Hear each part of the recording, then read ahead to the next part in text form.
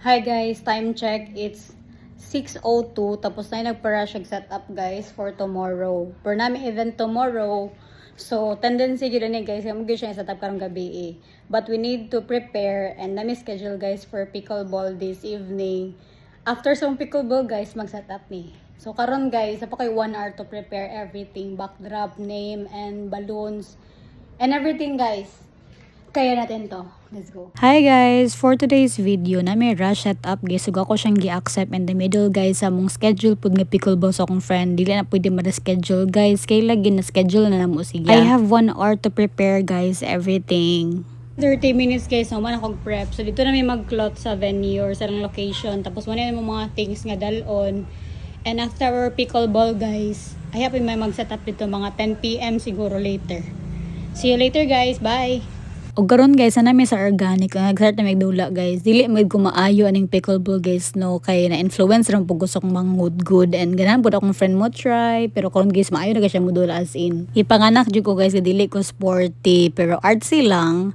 So we can't have it all guys. Ako guys atik-atik ra ni ako. Una gingon guys, if you cannot perform, job forms.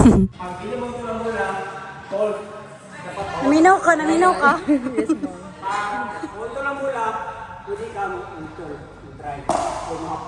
Wow, happy yan siya guys. Pero pertig yung pamunit na ko no kay sige ra yung pulit aning bula guys. Managsa ra gyud ta makaigo guys sa paddle no. Pero sige na lang gud guys. Importante guys sa kalyok sa mga lawas o gipaningot tag-ayo tapos na-energize po to guys. Pero kabalo mo while na ako sa dula. Kaya ako yung utok bito guys kay mo ni first ako buhat nito sa venue, mo ni next, mo ni ang plaster, mo ni ang decor, color combination and basta uy lain ang nasa akong utok guys. Akong body na adiri pero akong utok guys kay nag-set up na siya. Kay gusto na siya guys mahuman din ang decor tapos makasleep kay lagi na pa event no. Pickleball sa mi guys. Ay akong set up after ani. Let's go.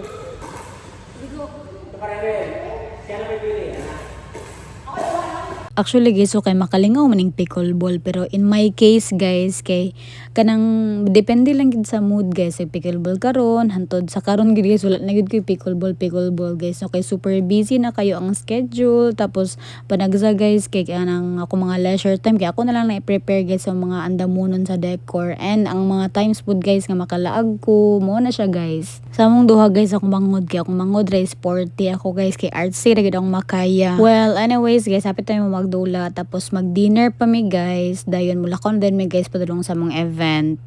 So karon guys, paingon mi sa among setup. So after pickleball guys, set up sa amin. Tapos sleep dayon. Set up na pud ta early. Taas pa tag energy no. Unta no batiguwang ta kay ngani gyud pa tang energy gap.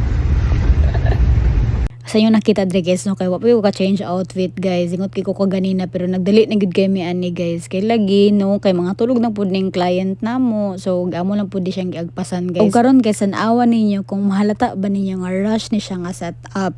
So tonight lang siya nabunk, tonight lang pud siya gi-prepare tapos tonight pa na mo siya i-set up for tomorrow nga event guys. After pila ka minutes guys, so tan-aw niyo tong output no halata ba niyo guys nga rush dili gid siya lata nga rush guys. So atong gigamit diri nga mga color sa balloons kay light blue, I mean pastel blue, white and chrome nga blue. So ang giabot sa client diri guys as you can see na single panel decor for Kai's dedication and very generous kay among client ana guys kay bidako kay hatag nga tip as in. So dili tanang client guys barat. So nagi mga clients guys nga makakita gid sa tong mga value no and kana makaingon na lang gid bitaw ka guys nga sana always bitaw guys oy mo ra to. Salamat sa pagsalig. Bye bye.